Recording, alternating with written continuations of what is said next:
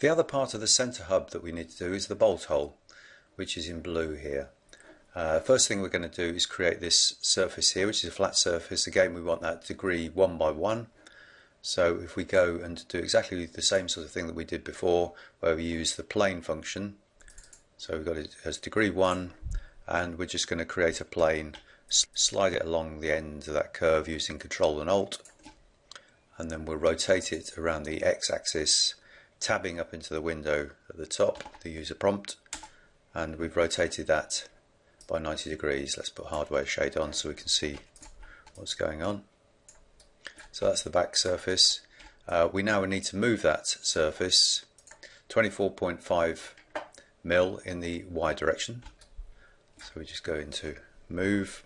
I'm going to move it by, it's going to be minus 24.5. So that takes us to that location. So that's given us the surface in there. We want to scale that down. It's a bit too large at the moment.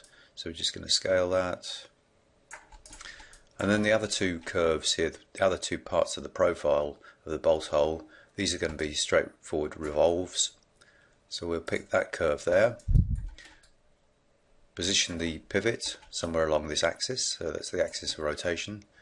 And now if we go into the revolve function, here we've got 360 degrees, so we're going to create the whole bolt hole because it's independent of other geometry. We're going to create that in 4 segments. Degree 7 as always, so we know that that's going to be accurate, and if we want to check that we just switch on the curvatures over here in the control panel, so you can see the minimum and maximum curvatures are absolutely identical, which is what we'd expect. Always worth checking everything in your model at all times. Now the other curve that we want is this one. Again, we need to check that the pivot is along the right axis, which is along there somewhere, doesn't matter where it is, as long as it's along that line. Again, we can revolve that through 360 degrees in 4 segments, and we've now got all of the surfaces that we want. Let's just switch off the image for a second so that we can see this a bit more clearly. What we now need to do is trim out that back surface to these edges here. We could do this with the project function, so we could project those edges onto that surface, but we can actually do it straight into the trim function. So in the trim function, if we switch on 3D trimming, we get some additional options, project and intersect. In this case we want project. So what this is going to do is allow us to pick the surface and then allow us also to pick the edges of these surfaces, which will then be projected onto our surface, enabling us to trim the surface all in one operation. So we've got project on, we've got project in the normal direction, in other words 90 degrees to this surface. The other thing we're going to do is use chain select. What this enables us to do, if we don't have chain select on, then what happens is we pick the surface, we pick one of those edges, and we have to go around picking all of those edges. But if we put chain select on, it will actually find all of the connecting edges. So it's found all of those edges with chain select, so it makes it nice and simple. And then the final thing that we need to specify is exactly where we want to trim. So we want to keep this bit of the geometry.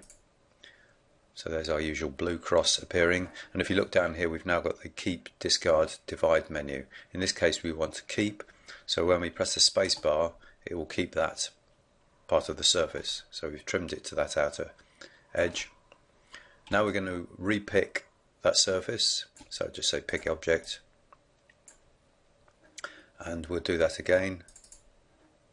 So we're going to trim that to that curve, and you notice that it's actually picked all of those edges in one because I've got chain select on still, and then I'm going to tell it where I want to keep, which bit I want to keep, which is that area, hit the space bar, and we've got the surfaces all trimmed out. You should always, certainly if this is A-class modelling, you should always be checking your model at every stage for continuity. So in this case we want G2 continuity on all of these edges.